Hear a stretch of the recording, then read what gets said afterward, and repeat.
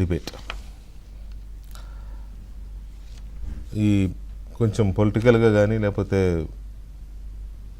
లీగల్గా కానీ మాట్లాడేవాళ్ళు కొన్ని చెప్తూ ఉంటారు. కోర్టులో ఎలాంటి సాక్ష్యాలు ఇస్తూ ఉంటారు, దొంగ సాక్ష్యాలు ఎలా డబ్బులు తీసుకుని సాక్ష్యాలు చెప్పేవాళ్ళు ఉంటారు, లేకపోతే జడ్జిల దగ్గర పిడివాదం చేసేవాళ్ళు ఉంటారు అని. ఎలా అంటే తల్లిని తండ్రిని ఇద్దరిని చంపేసి వచ్చి అమ్మా నాన్న లేని అనాథ, నన్ను వదిలేని జడ్జి గారు అనే టైపు కొంతమంది ఉంటారని. మళ్ళీ ఇంకొక సామెత చాలా ఫెమిలియర్గా చెప్తూ ఉంటాం మనం, ఉల్టా చోర్ కొత్తవాళ్ళు కొడ్డ అంటే అని. దొంగే దొంగ దొంగ అని అరవడం మన పరిభాషలో. ఇలాంటి వాళ్ళు సామెతలు ఊరికే రాల.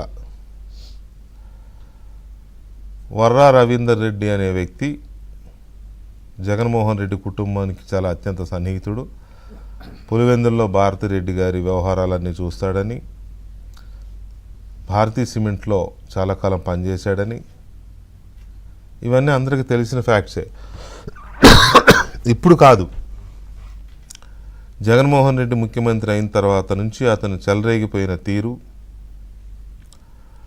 అతను సోషల్ మీడియాను ఆసరాగా చేసుకుని ఇతర పార్టీల మీద, పార్టీ నేతల మీద చేస్తే పర్లేదు, పార్టీ నేతల కుటుంబ సభ్యుల మీద, మహిళల మీద చేసిన దాడి మామూలు దాడి కాదు.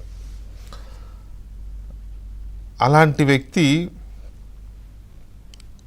పోలీసులు పట్టుకున్న తర్వాత, ప్రభుత్వం మారిన తర్వాత కేసులు పెట్టి పోలీసులు పట్టుకుంటే తనతో ఎవరెవరు ఆ పనులు చేయించారు, సజ్జల భార్గవరెడ్డి ఎంత చేయించాడు తనతో, అవినాష్ రెడ్డి ఎంత చేయించాడు, అవినాష్ రెడ్డి పిఏ పాత్ర ఎంత ఉంది, ఇవన్నీ మొత్తం కక్కాడు.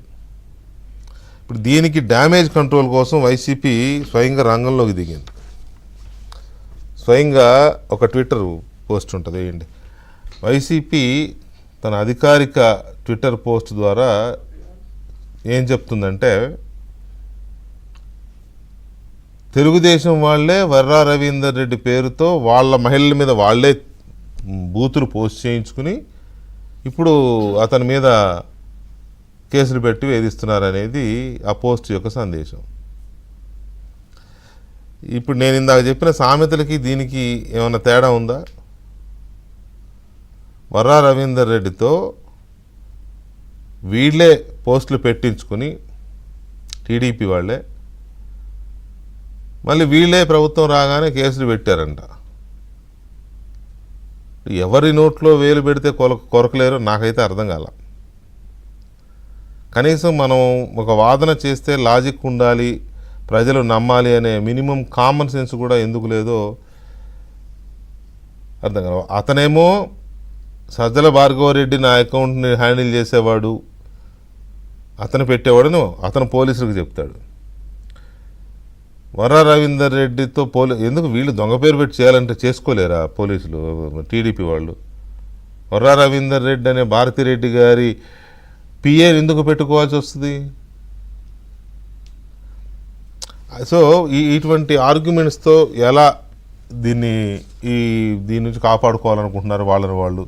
భార్గవరెడ్డిని కాపాడాలనుకుంటున్నారా, లేకపోతే అవినాష్ రెడ్డిని కాపాడాలనుకుంటున్నారా, అవినాష్ రెడ్డి పిఏని కాపాడాలనుకుంటున్నారా, లేకపోతే తాడేపల్లి ప్యాలెస్ దాకా వస్తున్న ప్రకంపనలని ఇలాంటి పిచ్చి పిచ్చి ఆర్గ్యుమెంట్స్తో అడ్డుకోవాలనుకుంటున్నారా ఏంటనేది తెలియదు.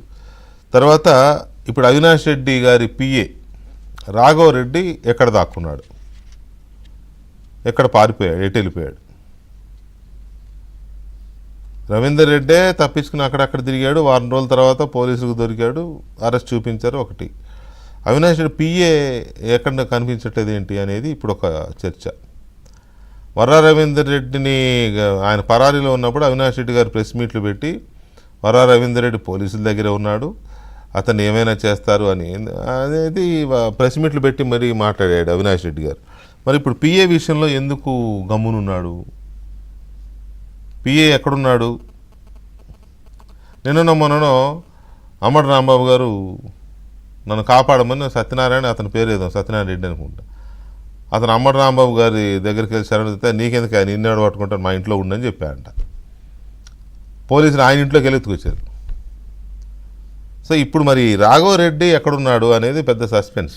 అవినాష్ రెడ్డి గారి ఇంట్లో ఉన్నాడా, లేకపోతే బెంగళూరు యలహంక ప్యాలెస్లో ఉన్నాడా, ఇంకెక్కడన్నా ప్యాలెస్లో ఉన్నాడా? మరి పోలీసుకి దొరకట్లేదా అనేది చూడాలి, ఎందుకు దొరకట్లేదు అది. ఇంకొక క్యారెక్టర్ మా అన్నయ్య నన్ను రోజు తిడుతూ ఉంటాడు, పోసాని కృష్ణమురళి గారు. ఆయన పరారీలో ఉన్నాడంట. ఆయన ఎందుకు పరారీలో ఉన్నాడు? ఇట్లా అంటూ ఎప్పుడు తింటూ ఉండాలి కదా ప్రెస్ మీట్లు పెట్టి. ఆవేశం చూడండి, మామూలు ఆవేశం ఉండదు. పరారీలోకి ఎందుకు వెళ్ళాలి? నువ్వు మాట్లాడింది కరెక్ట్ అనుకున్నప్పుడు, నీలో ఏవి లేనప్పుడు ఎందుకు పరారీలకు? ఎందుకు వెళ్ళు, ఫేస్ చేయి, విచారణ ఫేస్ చేయి, జడ్జి గారు అడిగితే కలిసి చెప్పు. ఏమవుద్ది? లేదంటే 2 రోజులు 4 రోజులు వారం రోజులు రిమాండ్. ఏమవుద్ది? కొంపలు మునిగిపోతాయి. ఆ మాత్రం జగన్మోహన్ రెడ్డి గారి కోసం, నువ్వు అభిమానించే అంత గొప్ప నాయకుడి కోసం ఆ మాత్రం సాక్రిఫైస్ చేయలేవా? ఏంటో మరి ఆయన పరారీలో ఉన్నాడంట. ఇక సినిమాలు ఎందుకు తీశాడు ఏమో నాకు తెలియదు రామ్ గోపాల్ వర్మ గారు. సరే, సినిమా డైరెక్టర్ కాబట్టి సినిమాలే తీస్తాడు, కాకపోతే దానికి ఒక లాజిక్ ఉంటుంది, మంచి స్టోరీ చూసుకుని తీస్తారు.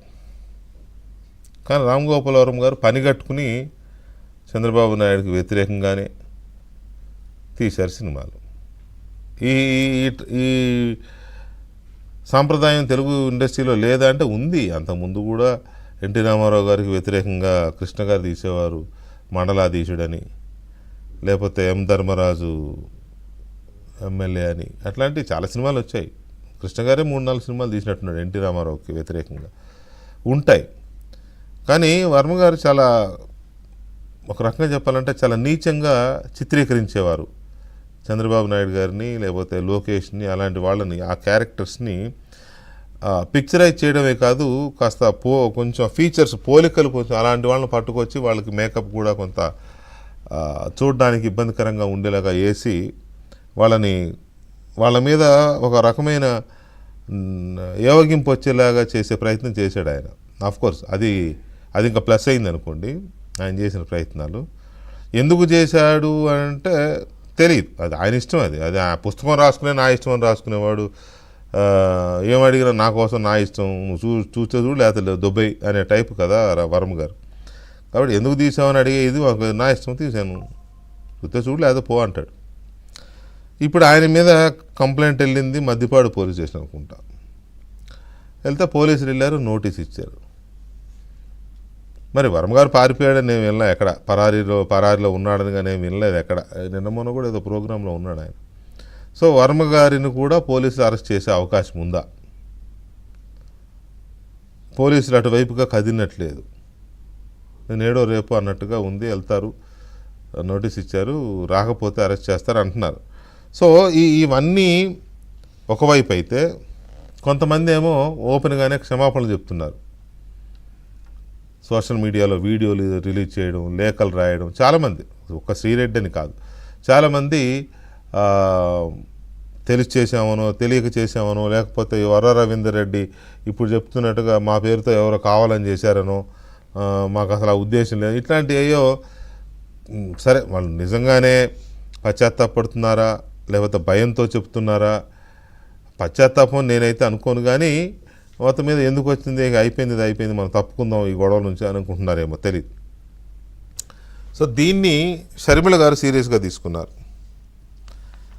ఇట్లాంటి వాళ్ళని క్షమాపణలు చెప్పినా లేకపోతే ఇంకోటి చెప్పినా ఎట్టి పరిస్థితులను వదలొద్దు, శిక్షించాల్సిందే. ఎందుకంటే వాళ్ళు పడిన హింస, వాళ్ళు పడిన ఆవేదన అలాంటిది.